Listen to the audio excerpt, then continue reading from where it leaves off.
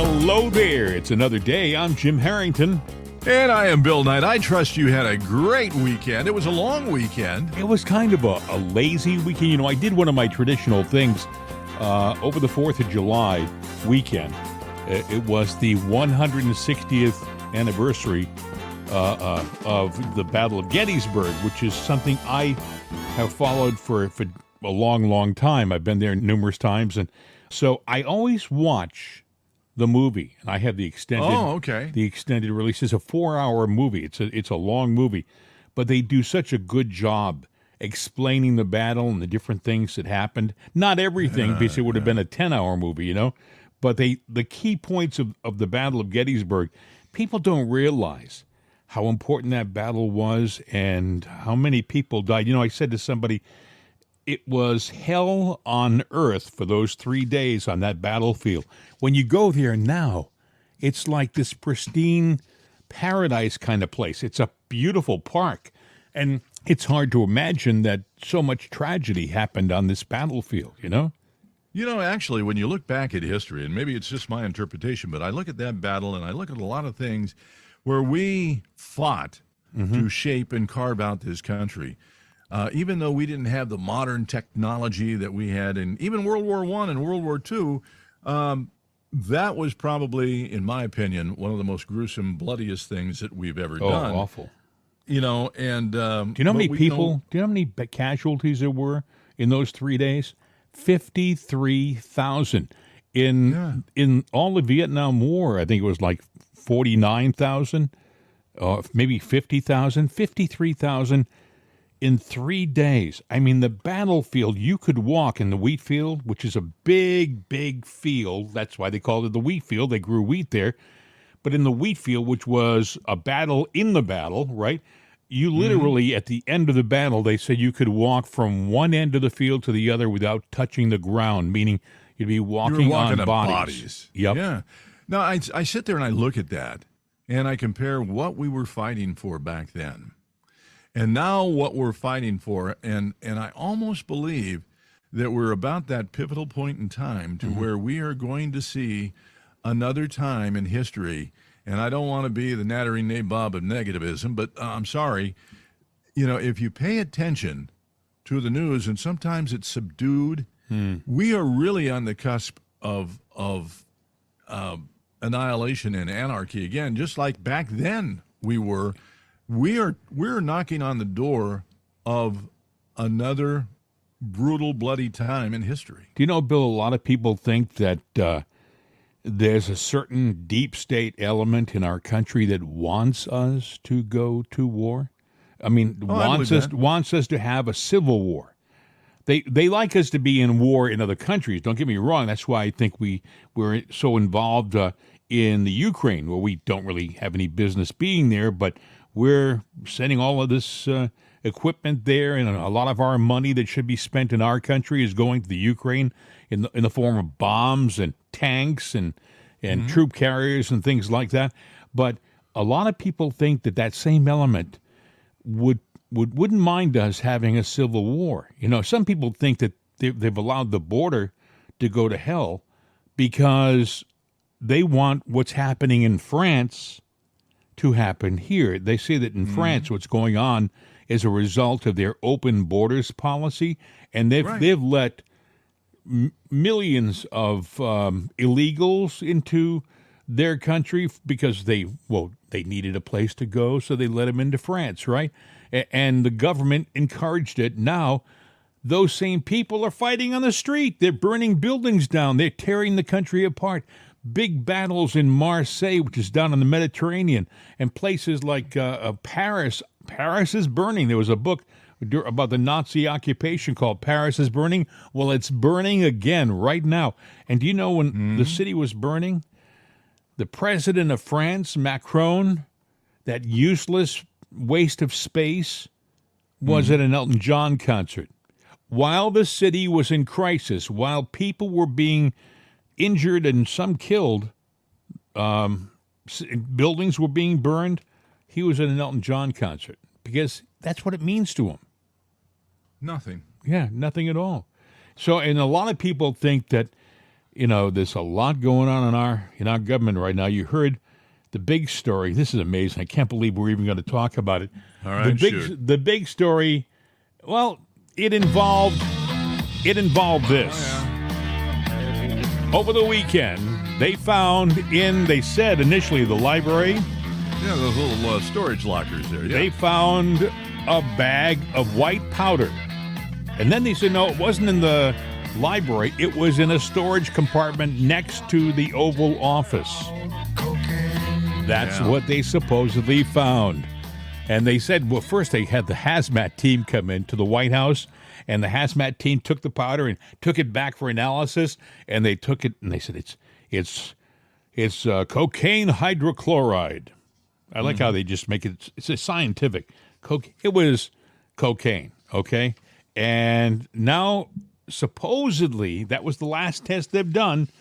The Secret Service is refusing to fingerprint the package that the white substance was in. Now, Bill, if they found a package of white substance in your house, Mr. Knight, and you said, I don't know how it got here, it's not mine, I bet you they'd take it back and they'd fingerprint that bag and see whether you did it. They'd nail it to me because chances are if it's in my house, it was probably mine. That's right. Yep. And I don't claim innocence, and some people sit there and go, you shouldn't talk about your past, but hey, back in the 80s, it was a part of my life. And I'm not going to go into all the door details. Hey, listen, all I can tell many you, of us. All I can tell you is you're talking to Mr. Prim and Proper. I probably credit my wife because She kept you on the. She kept me on the straight and narrow, and I knew better. Trust me, Jim. If I knew you back in the '80s, you would have been a wild, crazy guy. No, I would have straightened you out. You would have been on the straight and narrow too. But I know what you're saying. It was very prevalent back at that time period. You were a young single guy. You had hair. And I did then. Yes, I did. I was. Hey, look. I was tall, good-looking thin. guy, thin. Yeah. Yeah. I don't know about hung around with all the bad people, and Sure, I did. But I'm surprised you got through it okay, because a lot of people that I know didn't, who got caught up in that whole lifestyle. It really tore them apart. And I think Hunter Biden, he went to rehab. He's gone to all these different facilities, and the family said, "Oh, he's a changed man. He's turned over a new leaf." He's staying at the White House. He's staying at Daddy's house. Now, if why is that? Well, I don't know, but let me ask you a question. Okay, so they found cocaine in the White House. It's Hunter's, but they don't want to say, it's Hunter's. But apparently it was a significant amount. So because a bag of cocaine, that's a pretty hefty amount, and anybody that's ever done it, they know what I'm talking about in sizes of cocaine. I envision Al Pacino with a big mound of white powdered substance on his desk. Pretty much. In Scarface. Yeah. Let me introduce you to my little friend as he pulls out his... Hey, look, cocaine used to be a prevalent thing in the United States. As a matter of fact, turn of the century, the men, when they'd go off to work in the farm or go out on their cattle drives, and the women that were out in the prairie, they had their little thing with cocaine, snuff, sure. And boom. That's how, they could put up with things. Addiction to anything, whether it's cocaine, what they had. Heroin was a treatment. Yeah. At the turn of the 20th century, heroin was medicinal. Exactly. You could go to the pharmacy and get yourself a container of heroin. Yeah, and you know what? Probably a little intervention for somebody if they're listening. Sometimes people have depression. They suffer. Everybody does.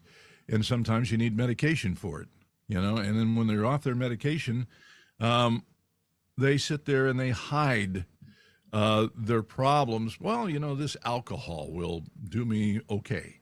And so they have a little drink, and before you know it, you've gone too far. And then you don't know what happened the next day. There's nothing wrong with people having problems. Get help, Get help is all I can say. Well, Rob Schmidt did an introduction on Monday about this story, and it was a classic introduction. This is Monday night at 7:00 on his program on Newsmax, and here's what he said. It appears that cocaine has been found at the White House. And it wouldn't be a thumping July 4th weekend without Hunter Biden ripping lines off of a bust of Teddy Roosevelt. A mysterious white powder was discovered in the West Wing on Sunday, prompting a hazardous materials call to the fire department. I wish I was making this up, but it's true. Newsmax can confirm the powder is presumed by the fire department to be cocaine. It was sent to a lab for further analysis. Hunter, I can tell you, was at the White House on Friday, leaving with his father for Camp David. Sadly, he may have forgotten his party favors, which is unfortunate. Imagine having to hang out with Joe Biden for 4 days sober. Now, that's a long weekend. Can you imagine having to spend 4 days with Joe Biden over the weekend? Sober. He said, now that's a long weekend for you. By the way, if you haven't watched Rob Schmidt on Newsmax, do so. This guy is the heir apparent, I think, to Tucker's audience, because he is just, he's smart as a tack and always on point. He doesn't drift around. You were saying, you know, you always see Joe, and sometimes he's more slurred and mumbly than other times. And cocaine can do that to you. Apparently, he was asked about the cocaine in the White House over the weekend. Walks away. And my question to you is, and I'm not accusing the man of anything, but he sure is protective of Hunter. And, you know, he's been a wild womanizer and crazy guy, too. Did Hunter maybe get his habit from Dad? Well, a lot of people think that there are two people that probably had a use for that cocaine. Obviously, Hunter being the first, but then there's always speculation that Joe might be using it every so often to stimulate his, his mood, so he's not falling all over the microphone when he's, in front of a crowd. I mean, yesterday the guys on the stage at the 4th of July celebration. Oh yeah, in Washington, and. He was trying to get off the stage, right? And he got lost. Go get him. Now he walks the wrong way. And he's lost. Where is he? I don't know, man. I want to say hi to him. Now he walks. Get me off the stage, you're afraid I'm going to try to sing, aren't you? Literally, he was supposed to turn stage right and walk off, He turned stage left and he walked toward the drum set of the group that was going to appear, and he literally looked like, what am I doing here? And the audience is laughing, and then he says, he's trying to cover for himself, and, this is the guy who we have in the White House right now. He's the guy who has the nuclear codes. I was watching, I don't know, you watched movies over the weekend? No, I stayed away from the television, to be honest with you. I watched White House Down. I've seen it before. You probably have too. And it was scary enough. Terrorists take over the White House. And I'm thinking, this was fantasy when this movie came out in like 2014. And now there's so much craziness happening in D.C. and around that area. You don't know what to expect. Would it surprise you someday if you were to hear that there was turmoil in the White House? I wouldn't anymore, because we've gone beyond that, Yeah. What goes on in the White House, we probably got a history of it. We just don't know about a lot of things, but it's becoming more prevalent now that what's going on. And Joe, you would think by now on stage left or stage right, which is when you're on stage the opposite of that you learn that early on, whether you do theater or you're doing stage work, the rule, and he should know that by now. Even if his memory is gone, he should know that, unless he's got dementia or some kind of substance problem, or a combination of the above. Yeah. he was obviously dazed and confused. He was asked about the cocaine and he ignored it. Listen. Yeah.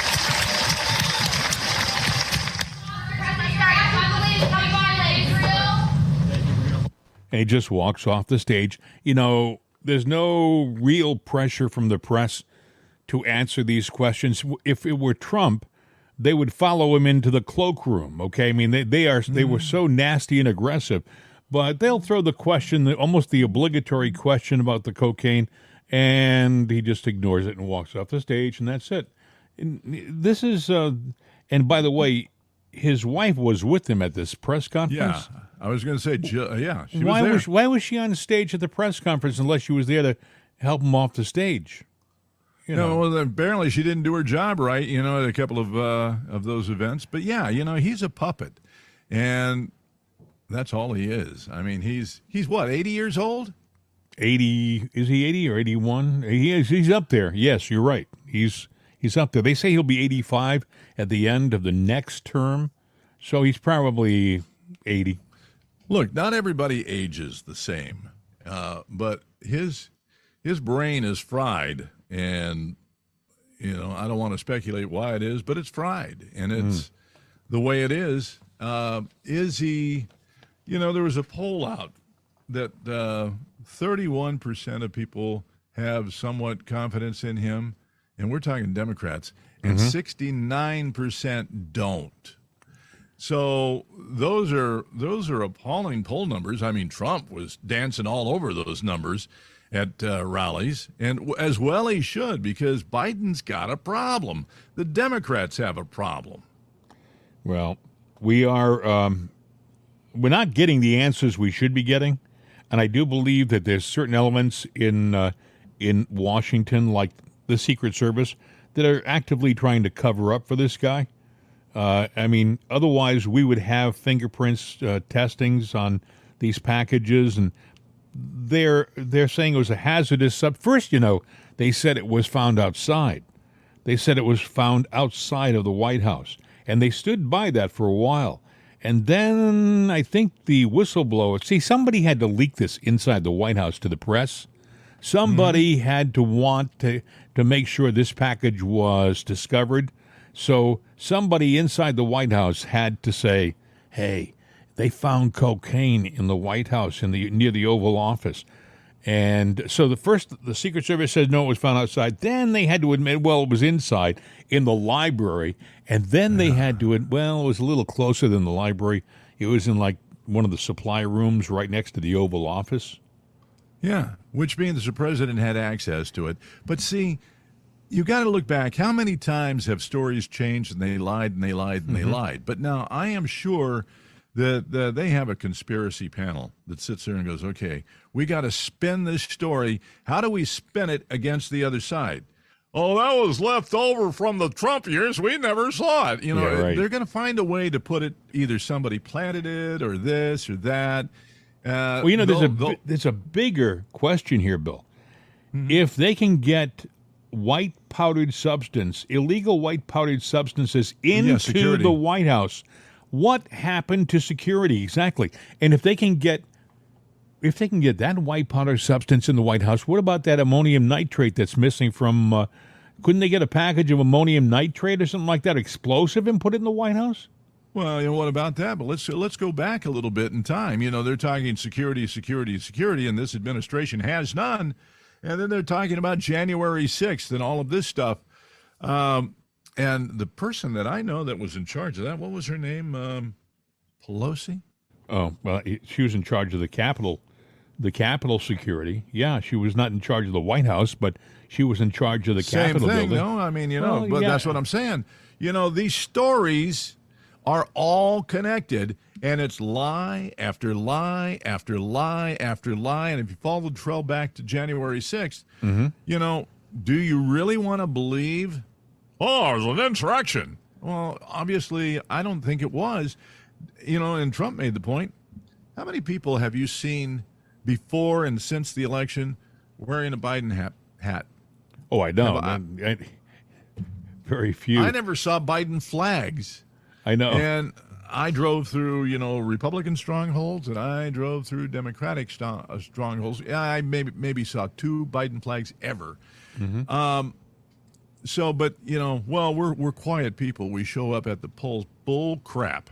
Yeah. And you're so vocal now, but you weren't vocal back then. Something don't fit. But I haven't heard one person who's talking about this cocaine in the White House talk about the security breach. Not one person. I've heard all these talk shows talking about the cocaine and Hunter and stuff, but the mere fact that someone was able to get an illicit powdered substance literally to within feet of the President of the United States in the most secure house in the country says volumes about how insecure that house is. I'm serious. Yeah. I mean, And you this got to is- get it through the gate coming into the, seriously. You got to get it through the front gate. You got it in a car. Somehow you got to get it by the guards at the gate. You got to get it probably by the guards at the front door. They have Marines and other people standing at the front door. You got to get it by certain things. Oh, and also, in that house, I guarantee you they have a camera covering every angle of every single room in the White House. They could find out they could find out probably in the snap of a finger who did that cocaine belong to. They could find out quickly, but they're not doing it. Or they know and they don't want us to know. Well, there's a lot of people. If there was cocaine found in the White House, there are a lot of people involved in the trail of that cocaine getting from point A to point B. Oh, they're my cool friends in the White House. Well, your cool friends, they will rat on you like a rat running off a sinking ship when trouble points their way. So this story is, you're just seeing the tip of the iceberg. That cocaine is going to rat out a lot of people and could go right up to the big guy. How arrogant for someone to think that they can go into one of the most sacred pieces of property in our country and defile the place by bringing drugs and other paraphernalia into the White House. I was thinking, can you imagine? I mean, at the front door there are 2 Marines. At every entrance to the White House, and they stand there at attention. And it's not an easy job. They got to stand there for half hour, 45 minutes at a shot at like attention and open the door. And they usually, in many cases, guys who have had combat. They've been in Afghanistan or someplace like that. They have served our country. They kind of earn the post at the White House.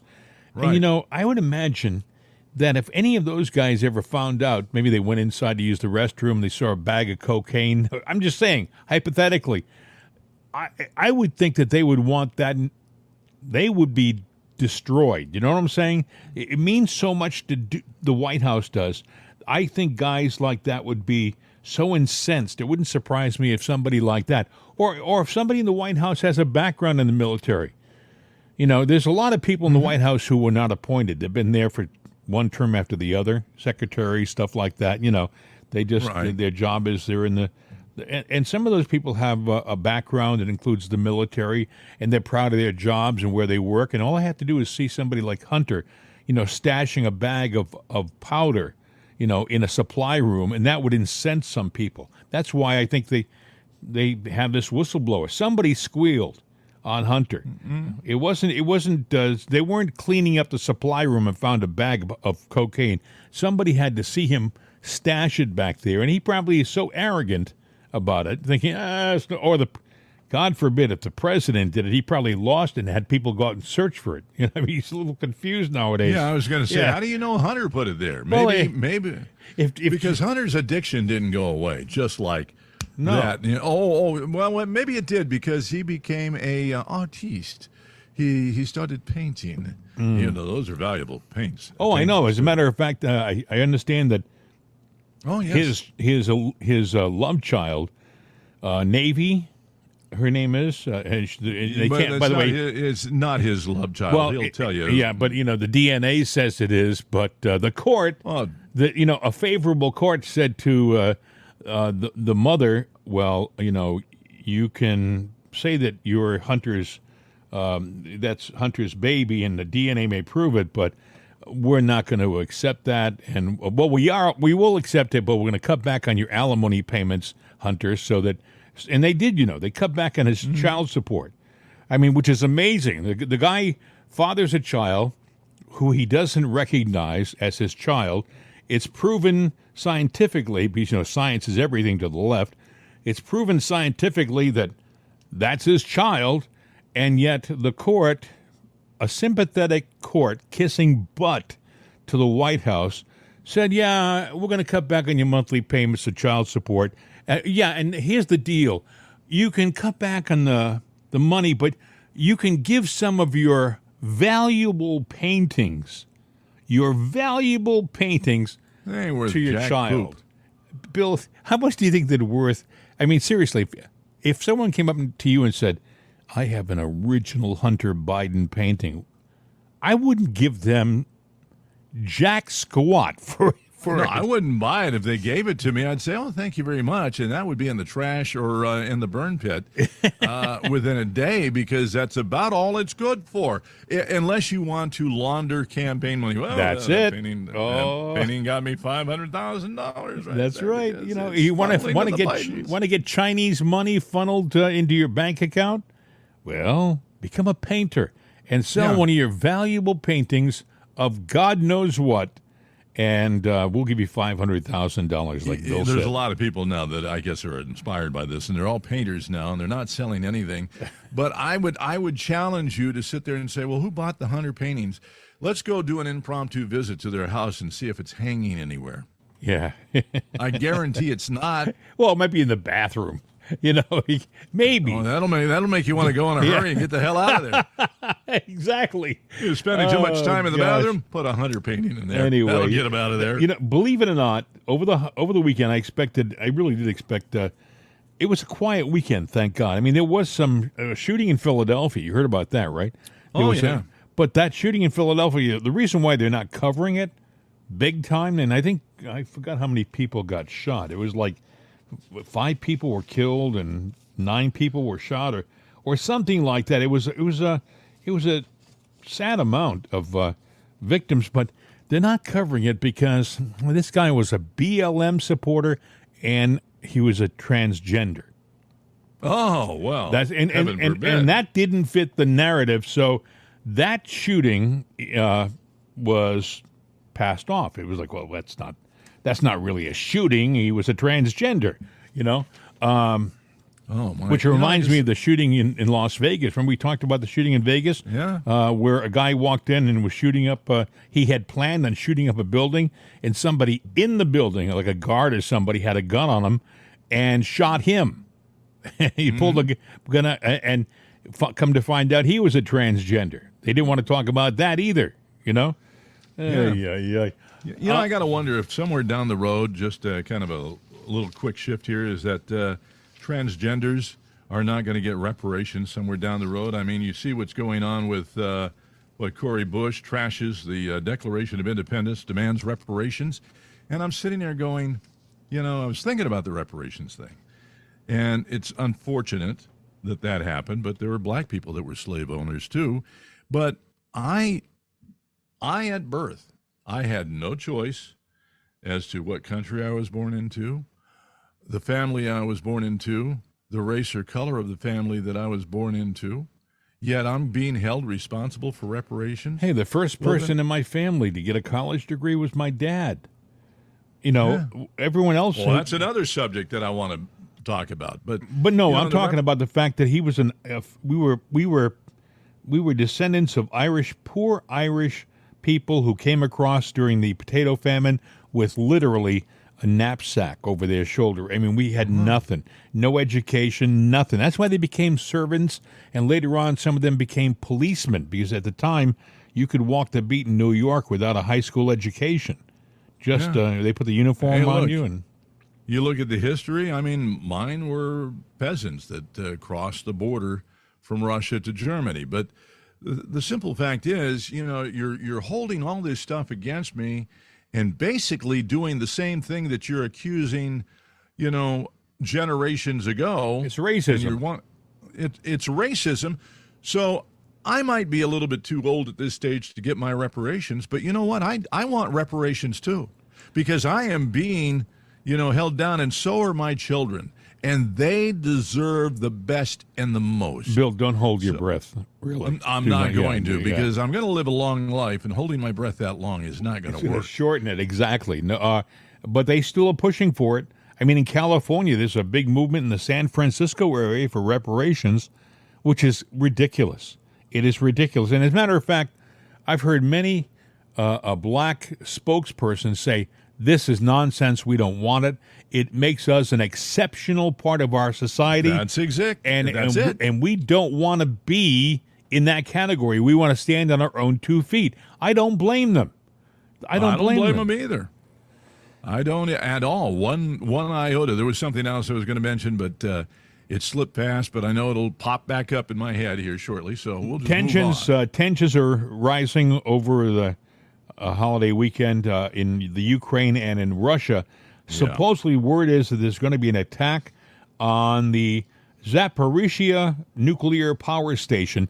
It hasn't happened yet, but apparently the Ukrainians are saying the Russians are planning to do it, and the Russians are saying the Ukrainians are planning to do it. Listen. Kiev is planning to strike the Zaporizhia nuclear power plant overnight on the 5th of July with a missile containing a nuclear dirty bomb warhead. That's according to the head advisor to the general director of Rosenergoatom. Let's get more details on this and cross live to RT correspondent Steve Sweeney, who's in Donetsk. Steve, what do we know so far? Well, we've heard the report that Ukrainian forces are allegedly planning to launch a strike against the Zaporizhia nuclear power plant with a Tochka-U missile armed with a dirty bomb, armed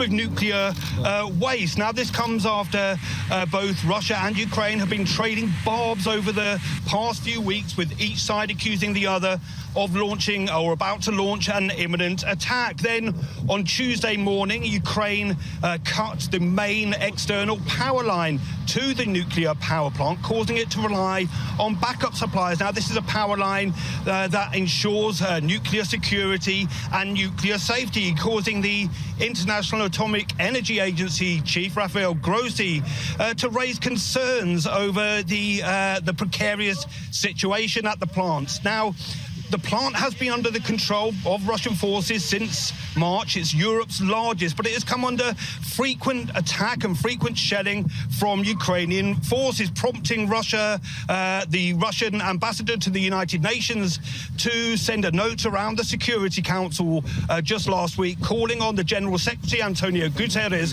to force Kiev to stop its provocations. Now, in turn, Zelensky, the Ukrainian president, fired back, and he accused Russia of planning an explosion at the site, and he said that this could be carried out at some distance if the Ukrainian armed forces weren't allowed to get closer to the site. Now, the International Atomic Energy Agency replied by saying, well, actually, there is no evidence to suggest this. Now, let's remember that they have a team permanently based at the nuclear power plant. They report every day, and Grossi again replied, and he said, I never argue with the president of Ukraine. I could only say that I was there and did not see it. Our teams are reporting there every day. Now, this was a response to Zelensky's claim that Russia had taken in cars with explosives to the nuclear power plant and had also mined the area. So that has been denied by the International Atomic Energy Agency. Now, of course, these are very, very worrying times, and this could lead to the biggest nuclear catastrophe since Chernobyl in 1986. Steve, many thanks for that. As you say, a lot of finger pointing over threats towards this very sensitive Zaporizhia nuclear plant. For now, thanks. Amazing. That is Russian television, the English language Russian TV, RTTV, which is seen on some of the cable channels in the U.S. And I kind of think that maybe the Russians are not doing this. It's not to their benefit to do this. I see a game of chicken going on here, and usually in a game of chicken, some side is guilty. But, we talked about, the threat, and we mentioned that in the front of the show, the threat of nuclear war is bigger than ever. Now, what would happen if the plant was mind to blow, or they send in a dirty missile, which why would you send in a dirty missile? All you got to do is hit one of the reactors, and that's it. It's done, conventional and or otherwise. I mean, you saw what Chernobyl did. You saw what happened here in the United States with 3 Mile Island. Well, that's what they say. They say this is going to be bigger than Chernobyl. This is not a good thing, and the fact that they're talking about it, Zelensky admitted that he's tight with the CIA. Listen. We cannot imagine Ukraine without Crimea. And while Crimea is under the Russian occupation, it means only one thing. War is not over yet. To be clear, in victory, in peace, is there any scenario where Crimea is not part of Ukraine? It will not be victory then. I know the U.S. CIA Chief Bill Burns has come and visited you regularly. He was here recently. What did you tell him about your plans to take back territory in the counteroffensive? To be honest with you, I was surprised to see the information in some media, both in the U.S. and Ukrainian and European media.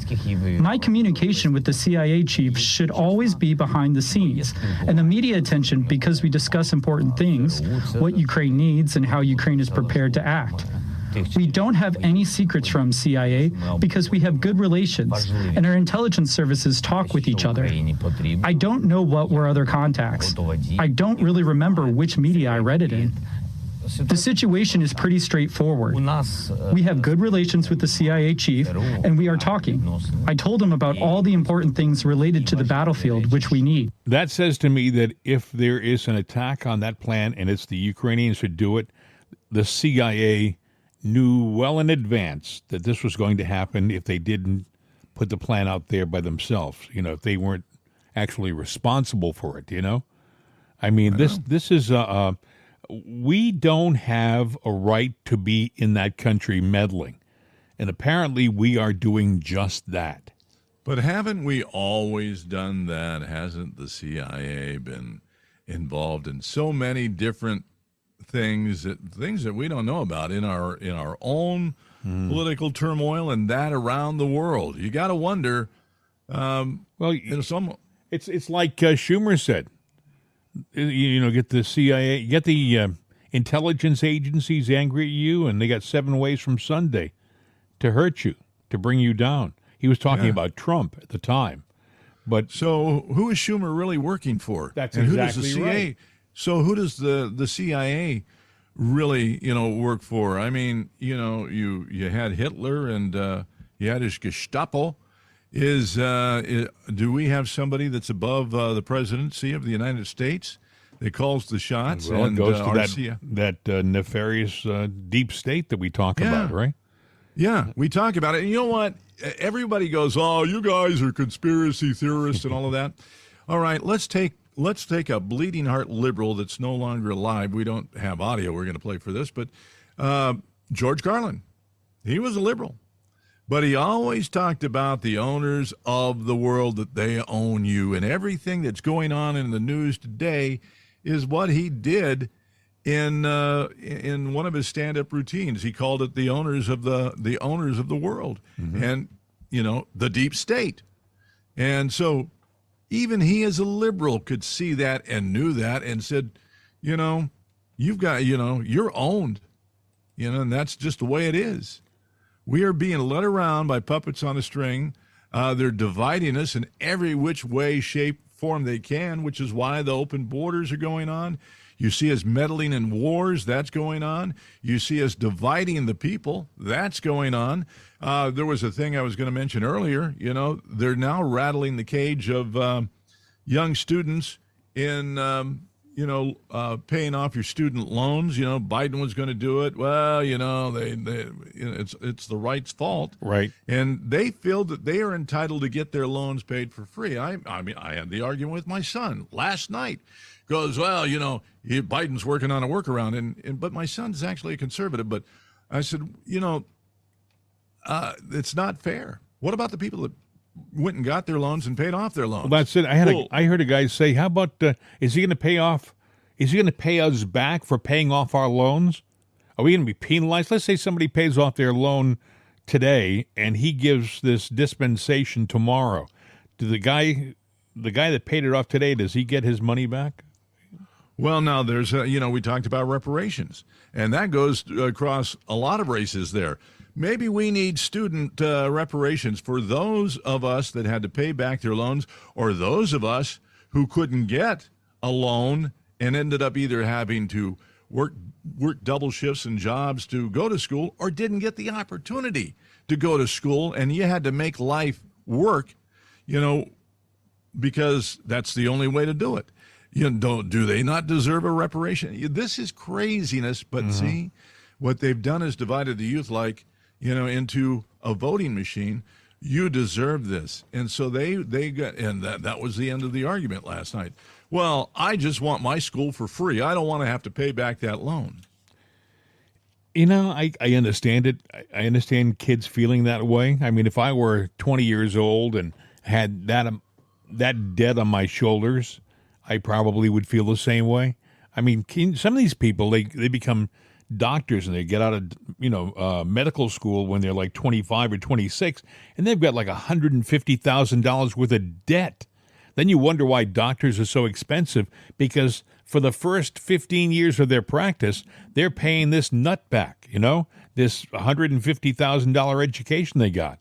And so Joe comes along, in his stupor and says, hey, I'm going to pay off all your debts. Well, all of a sudden, everybody's going, hey, all right, Joe. I mean, I'm a conservative, but hey, I don't mind you paying my loan back. Everybody feels that way, Yeah.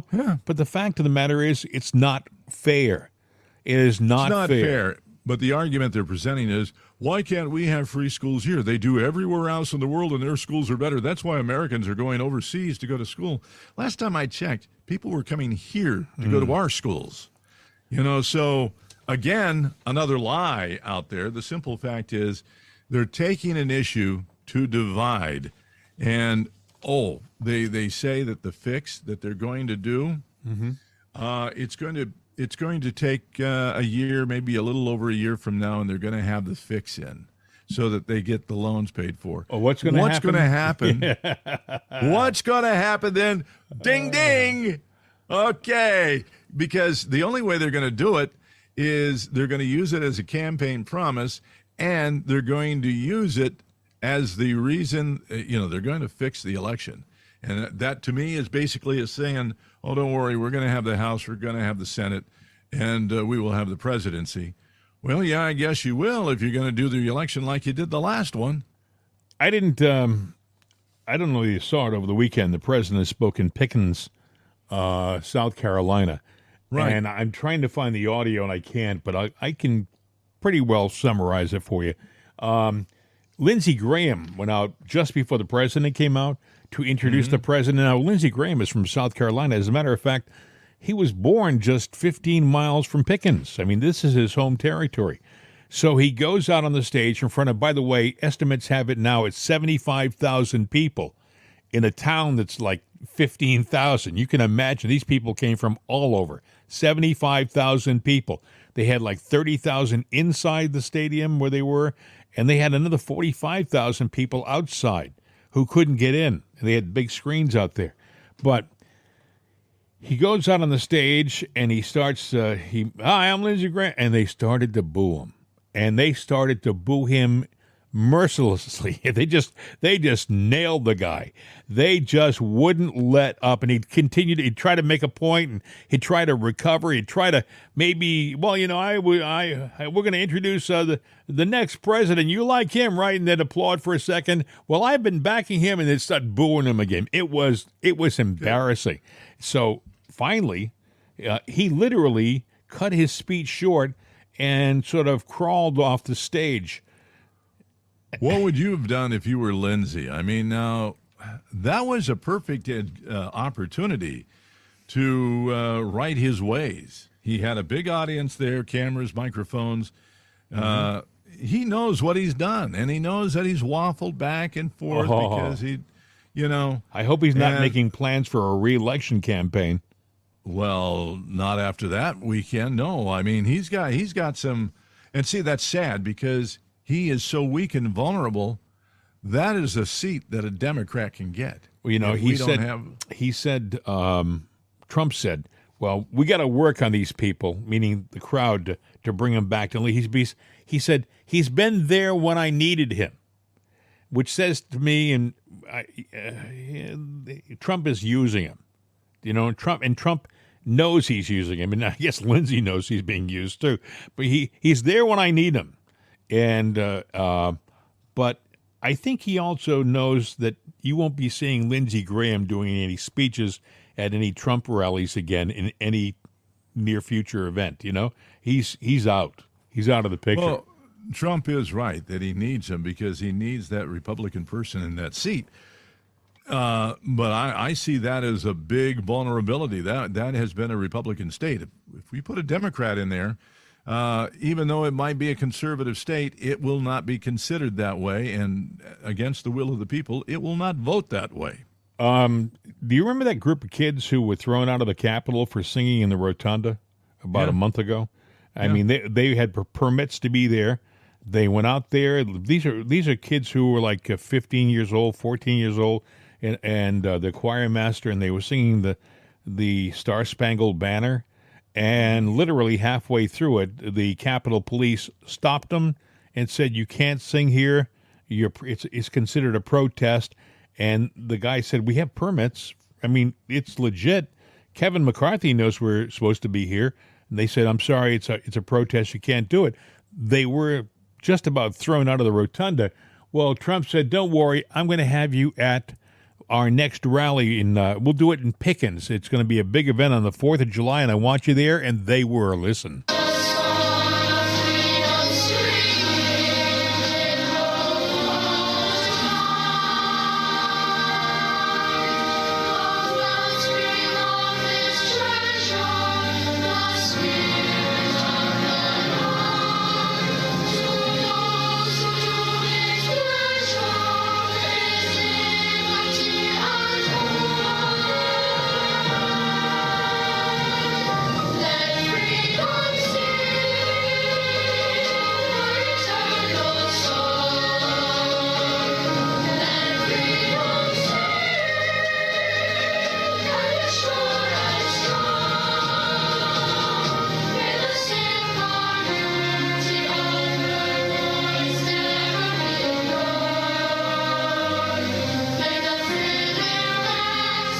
I mean, the crowd loved him. And they did like a mini concert. And they didn't just do this song here, but they were out there in front of 75,000 Trump supporters, and they were welcomed and at home. And, you said something before the show started, which is so true, about how his motorcade was driving through a rural area. Yeah, in South Carolina. And you see all the support vehicles coming along, and then all of a sudden here he comes in that the big SUV stops, the door opens, and he gets out, and people are happy, and he waves, and then he turns around and he goes into a little roadside, I guess, diner, a little, and that's pretty much the end. But they he is a very, whether you like to admit it or not, for the money he's had and or has, well, I'll say had, because this election when he was president and post-presidency has cost him a lot of money, because the Democrats, they don't want their swamp drained, so they want to drain his bank account with all kinds of accusations. But he is a man of the people, whether you like to believe it or not. And he is gone. He goes, I guess his son calls him blue-collar billionaire. Yeah, he is. He'll go and wallow in the mud with you because he's just an average guy. But, he was a great guy when he was a Democrat, and the Democrats thought he would be a great candidate. And I guarantee everything that's been thrown out against him, the media would have been poo-pooing if he had been a Democratic president. Yeah. But he realized what was going on, and he's even said that. He saw it, and that's what, made him change. And if you go back and look at his speeches all through his history, the things they're accusing him of just aren't true if you really go back and look. But you got to wonder, at least I wonder, when a guy's worth $10 billion, which is all the money you'll ever need for multiple lifetimes, I mean, you can't spend $10 billion. I mean, you could spend like a drunken sailor, as they say, all day long, forever, and you won't spend $10 billion because while you're spending, it's generating interest and other revenue, and you just can't keep up. I mean, so he's in a great situation financially, but you got to wonder why he's putting himself through all of this again. Why does a guy, he's 6 years old, 77 years old. He's not a kid. Trump is not a kid himself, but he's very vital. He's very out there. He could be on the golf course every day with his friends. He could be going to parties, traveling the world to his different resorts to check out Scotland and the different golf courses he owns around the world. But he's not doing that. The guy is knee-deep in turmoil in our country, and you got to wonder why. And it can't be just for ego. Because he doesn't need it. He's already been president. He's a billionaire. People, they fall at his feet. He doesn't need it to stoke his ego. So why is he doing it? I don't know, but I would argue about the money thing. $10 billion is more than you and I could even fathom having in a lifetime. But, it became apparent to me with my little conversation with my son, last night when we were talking about the student debt thing. Mm-hmm. And I sat there and I said, where do you think this money is going to come from? Who do you think is going to pay for it? Well, we'll just raise the prices on things and people will make more money. They'll have to give them a raise and all that. And I said, so the cycle continues and keeps spiraling upward and upward and upward. I'm sitting there going, you can't sit there and expect, well, I only have to do this job and I only have to do it so well, but they're going to keep raising. No, it doesn't work that way.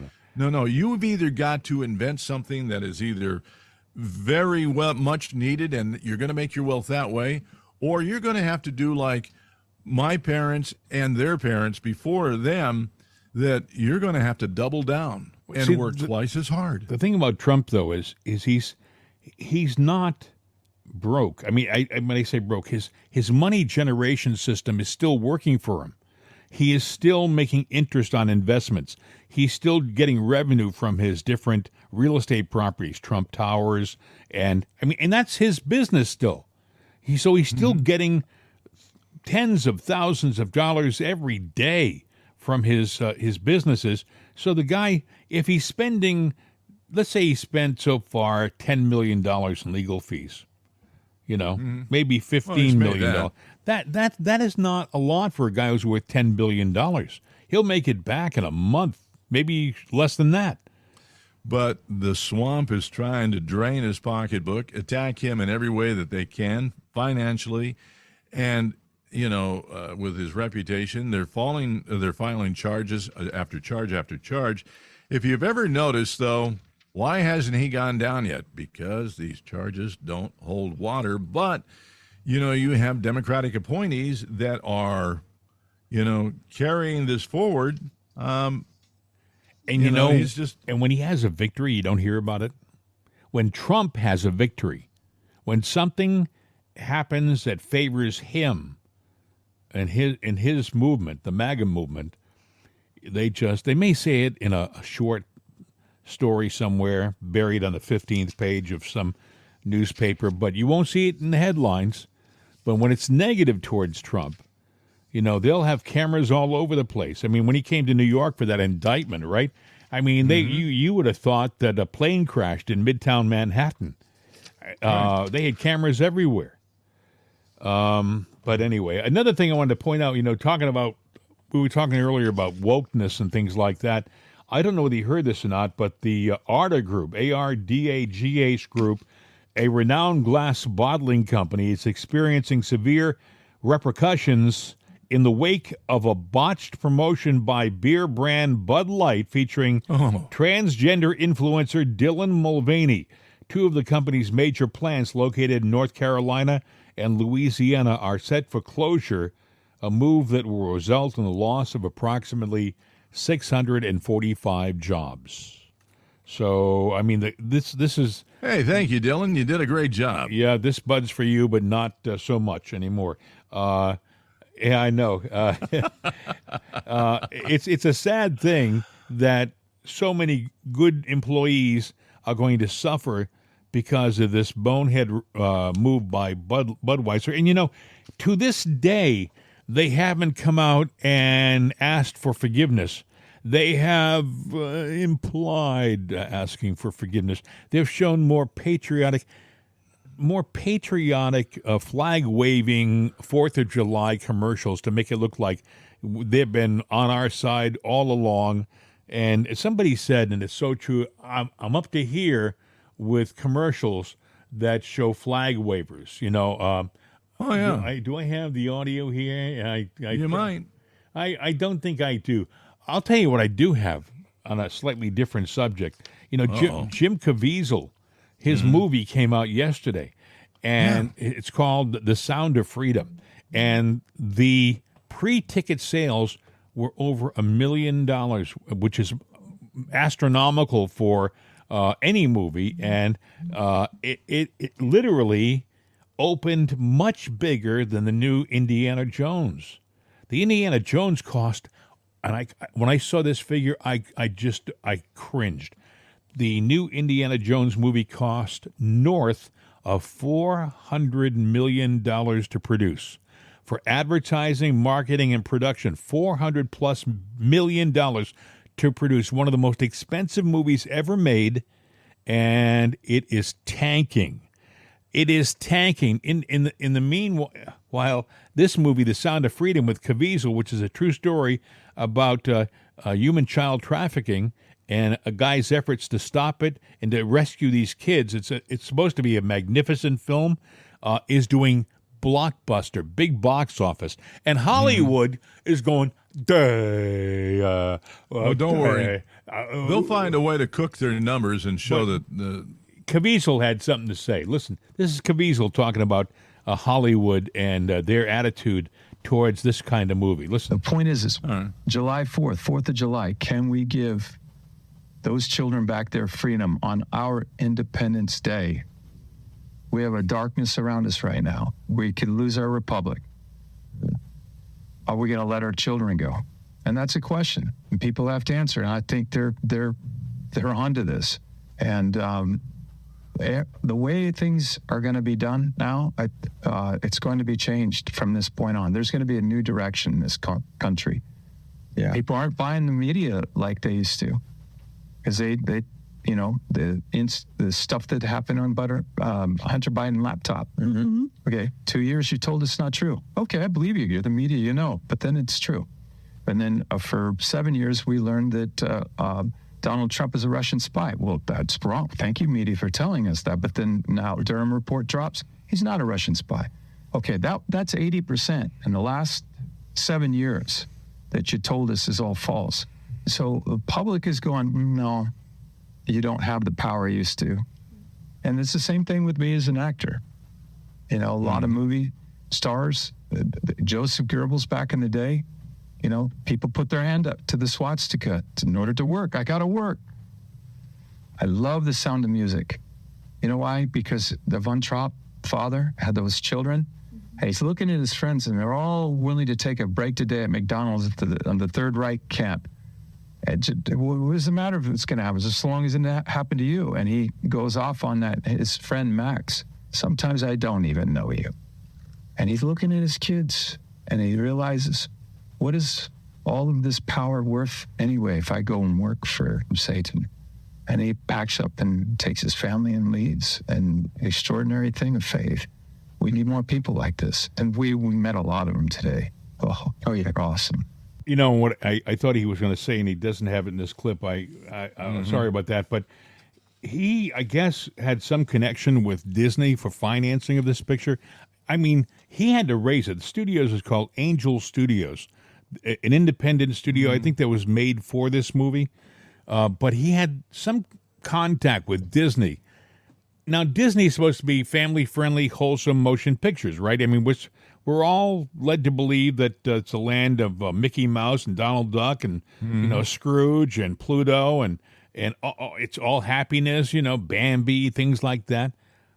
Well, they said, yeah, we like the script and we love to, but you gotta take the word God out of your script.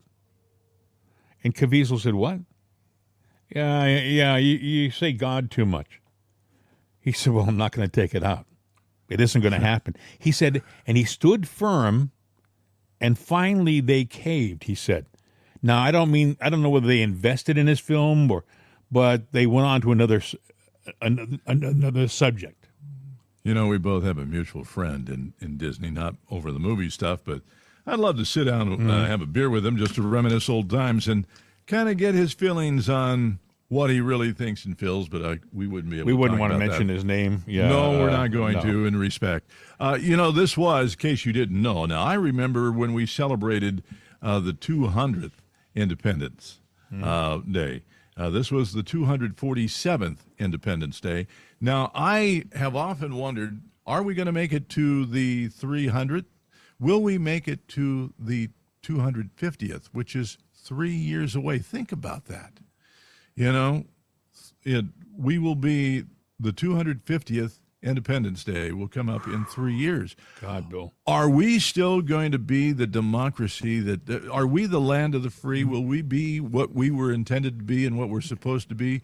Or is it going to change in a year's time? Trump has said that we're on the verge of World War III. World War III. And he has said it seriously, like we're not talking way down the road. This could be a lot closer than you think. And, we may not even be here in 3 years if we don't get our act together. No, we may not. Look, there's been rumors that China and Russia are falling apart because China said they warned Russia about the use of nuclear weapons, but yet they are so in sync on everything. News that just developed while this show was going on is China unexpectedly cancels the top EU diplomats for Beijing visit. Oh, you didn't know that? No, that says to me, I didn't see that story, but that says to me they're getting ready to make a move on Taiwan. Yes. And that just happened. This story it came down my wire here when we started the show. I should have mentioned it, but it came out 2 hours ago then, so it's been out now for 3 hours. Wow. And now it's no big headlines out there, but it should be. No, but what's the big headline is scientists discover secret planet hiding in our solar system. Hey, listen, that's interesting. I saw a big story over the weekend. Scientists say that we've caused a wobble on our Earth axis because of our use of water. Now, tell me that is not. And then they go into the story and say, well, it's an infinitesimal figure. It's you can hardly see the figure. I don't know. They're trying to scare the living bejeebies out of everybody. We're wobbling our planet. When in reality, friends, that's nonsense, and there's probably absolutely no way that they can gauge that accurately. That's true. Well, you mentioned about a jet before the show that has an engine that's basically hydrogen. Right. So it uses water, and H2O, the hydrogen, extracted out, and the byproduct of the exhaust of that is water. It converts back. So you've got an infinite supply. But yeah, we're working on the electric battery thing, and I'll tell you two things. Number one, there is a critical minerals division of Foreign Affairs. I know this because my daughter works there. Mm-hmm. And, and they're trying to supply things. And I asked the question to her. I said, we're going electric. What's going on? Well, other countries are ahead of us, but, this country's goals, that we have, mm-hmm. we're not going to meet them. We're not going to meet them. Now, Norway, there's a big deposit found. It's enough stuff to supply us in electrical cars for the next 100 years. Well, that sounds like the gas engine to me, or that sounds like coal. So, in other words, we need to work on renewable things and keep what we got and put our faith and future in something that's renewable. and screw the minerals. We could talk forever about this, my friend, Yeah, but we we've gotta gone go. way over. If you want to contact us, our number is 833-538-7868, 833-538-7868. Love to hear from you. Mail at itsanotherday.com. Mail at itsanotherday.com. You got a Hyundai or even a dollar bill? Uh-huh. You got to roll it up into a straw. Oh, no. You're a bad influence. Go sit in the corner. You be good. Well, I was just taking after Joe and Hunter. Goodbye, everybody. This is a little tribute song to Hunter, you know? Hasta la vista, baby. I'm out of here. Take your straw with you. It's not mine, man. I found it in a locker in the White House.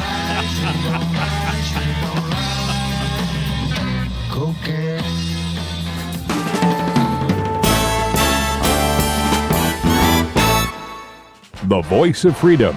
CRN America. These days, when you want an answer about just about anything, you ask Alexa. You ask her about the weather. You ask her who won your favorite sporting event. You ask her to find a fact that you can't find anywhere. Well, we did that too. We asked her how many people have downloaded itsanotherday.com. And this is what she said. From acceleration.com. It has been downloaded as much as 260,433,467 times. I know. Seems like a lot. Seems like a lot to us, too. But it's Alexa. Thanks for making us a part of your day. And tell your friends about itsanotherday.com. We could use an extra listener. I mean, what do you do when you only have 260 million?